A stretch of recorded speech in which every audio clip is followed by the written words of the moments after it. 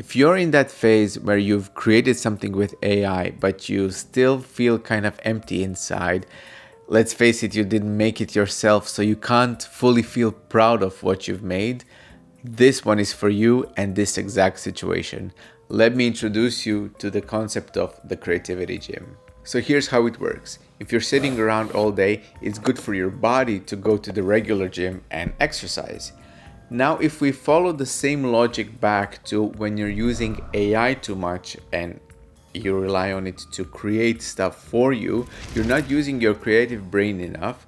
So it's good for you to go to the creativity gym and create something with your own two hands. What you decide to make in the creativity gym is totally up to you, but it's important that you put your intention into making it really good. For example, I make birthday cards, I curate playlists, and I make travel videos. If we haven't met before, hi, I'm Casper, I'm your creativity mentor, and this is my project Creative Demo, where I teach creativity as a learnable skill to business owners. We rely more on creative problem solving than we rely on AI. And the creativity gym is one of the core concepts that I teach. But first, let me rewind a bit and tell you the story of how it came to be. Initially, I was very excited to make things with AI because finally I have this creative partner that I can bounce ideas off and we can make art together. But I also quickly cooled off because giving an order to AI to make a piece of art feels like commissioning another artist to make your art, and you're the buyer, you're not the sole creator anymore. So I was missing this personal satisfaction of, wow, look, I made this and I can be proud of it.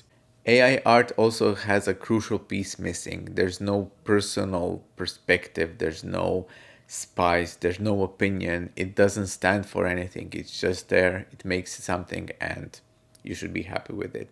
But should I? Once I saw this, I couldn't unsee it anymore, but I'm happy about it because it led me to commit to making more human handmade things. I see a very clear parallel between the Industrial Revolution and the AI revolution. Way back in the past, everything was handmade, but it also wasn't considered anything special.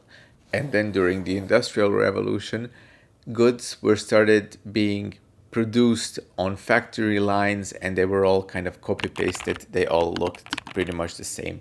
And then we slowly shifted from handmade being just a normal thing. Handmade became this sought after premium thing where we started appreciating all these imperfections that human hands made because it showed that somebody put in care and time into making this rather than just a machine cranking out all the copy paste clones of that product. Same thing is happening now. AI is making these super polished, soulless things, and now human-made things are valued much more exactly because of these imperfections and character and flavors, angles and perspectives that humans have. Sadly, I was becoming a little bit rusty in my creativity because I was relying on AI too much. So in order to get my groove back, I decided to make a list of all the ways in which I'm creative, just to remind myself that yes, I am creative. And formalizing this in this way led to the concept of creativity gym, where I decided, okay, this needs to become a habit. Creating things needs to be a mental hygiene thing on a weekly basis. The best example of what you can do in the creativity gym is the simplest one. You can make a playlist, but there's a difference between just mindlessly making a playlist because you need it and putting almost unnecessary amount of focus, intention, and creativity into making a playlist. I've been making playlists for 16 years, one playlist per month, just like a playlist for that month, and I treat it almost as, at least as a mixtape. I use them as a medium to express myself, almost like a musical diary. And now, 16 years later, I love revisiting them because you can totally tell in which months I was in love, when I was broken up, when I was bored, when I moved to Amsterdam. It's such an easy thing to do, yet it's so rewarding. Another classic example is drawing. It's been 7 years since I taught myself how to draw, and it's been 7 years since I realized that creative skills are learnable, so drawing will always be close to my heart. Since I was 2 years old, my grandma used to take me on these little adventures around town where we would experience new things, just like checking out different shops, grabbing some food, maybe watching a movie, going to a museum, all age appropriate. Um, and I've never stopped doing that. Now I'm hanging out with my friends. I'm going around town to record stores, seeing exhibitions. The whole point is that you shouldn't have a big plan around it. You just go follow your curiosity and see where it takes you. This year, I was also reading a book from Julia Cameron, The Artist's Way, and she describes in there something she calls artist dates, which are exactly this.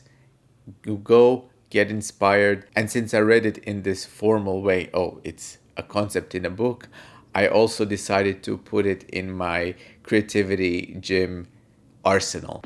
The latest artist day that I went to was last weekend, where me and my bestie went on a bike trip from Amsterdam all the way to the seaside.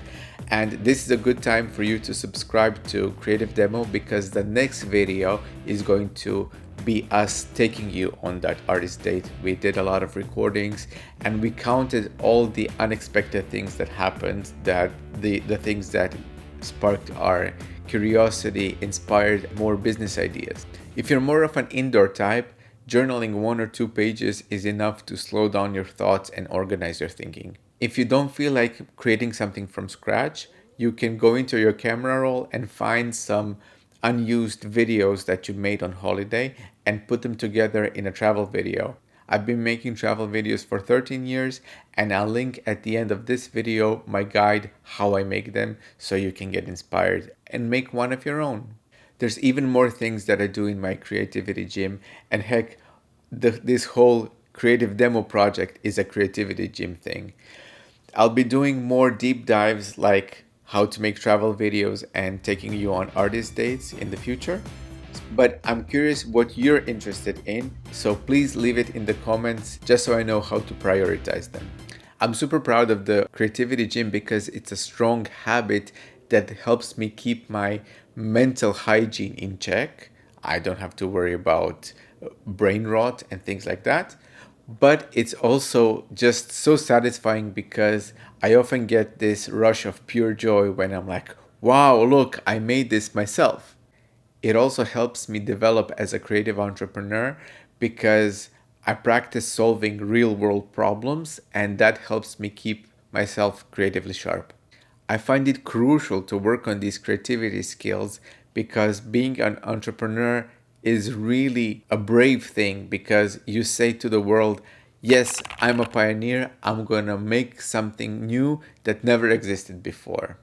It also takes bravery to take your power back from AI and be proud of your own ideas. I find that when I have this place where I'm growing my creativity confidence, but I'm also in the habit of continuously creating, I'm setting myself up and I can see the results. I have better business ideas that are more in line with who I am as a person. Consider subscribing to the Creative Demo channel because in 2 weeks, Teddy and I are taking you on our artist date where we cycled from Amsterdam to the beach 2 hours in one way, and we were inspired by all the things that we encountered on our little adventure, which sparked a conversation full of actual business ideas. As usual, subscribe with the notification bell turned on so you don't miss it in 2 weeks.